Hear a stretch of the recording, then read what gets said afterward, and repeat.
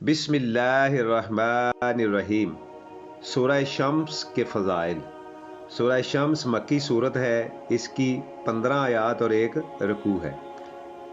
تلاوت کی ترتیب کے اعتبار سے 91 نمبر صورت ہے۔ شمس کا معنی ہے سورج۔ اس صورت کی پہلی آیت میں سورج کی قسم بیان کی گئی ہے، اس مناسبت سے اس صورت کا نام سورہ شمس ہے۔ فضیلت: حضرت محمد رسول اللہ صلی اللہ علیہ وآلہ وسلم عشاء کی نماز میں سورہ شمس اور اس جیسی صورتیں تلاوت فرماتے تھے۔ جامعہ ترمذی 309۔ سورہ شمس میں 7 چیزوں کی قسم کھا کر نیکی اور بدی کے فرق کو سمجھایا گیا ہے کہ اللہ تعالیٰ نے انسان کو نیکی اور بدی دونوں کے پہچان عطا فرمائی ہے۔ اس صورت میں بتایا گیا ہے کہ نفس کو برائیوں سے پاک کر کے تقوی اختیار کرنے والا کامیاب ہے، جبکہ نفس کی پیروی کر کے گناہوں کی زندگی گزارنے والا ناکام ہے۔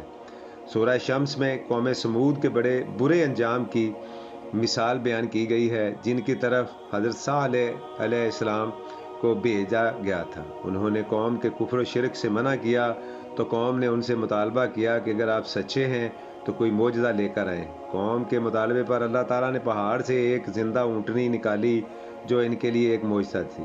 حضرت صالح علیہ السلام نے لوگوں کو سمجھایا کہ یہ اللہ تعالیٰ کی اونٹنی ہے، لہذا اس کا خیال کرو۔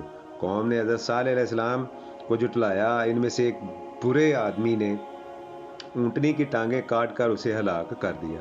پھر ان پر اللہ تعالیٰ کا عذاب آیا اور زلزلے کے ذریعے اس قوم کو ہلاک کر دیا گیا۔ سورہ شمس میں کامیابی اور ناکامی کے راستے بیان کر دیے گئے۔ ناکام لوگوں کی ایک مثال قوم سمود ہے۔ اس قوم کے تذکرے سے پتہ چلتا ہے کہ بعض دفعہ برے آدمی کو برائی سے نہ روکنا پوری قوم کو عذاب میں مبتلا کر دیتا ہے۔ انبیاء کرام علیہ السلام ہمیشہ اپنی قوم کو بھلائی کی نصیحت فرماتے ہیں۔ انبیاء کرام علیہ السلام کی بات نہ ماننے والے تباہ و برباد ہو جاتے ہیں۔ سورہ شمس کے آخر میں بتایا گیا ہے کہ اللہ تعالیٰ جو چاہے فیصلے فرمائے، اسے کوئی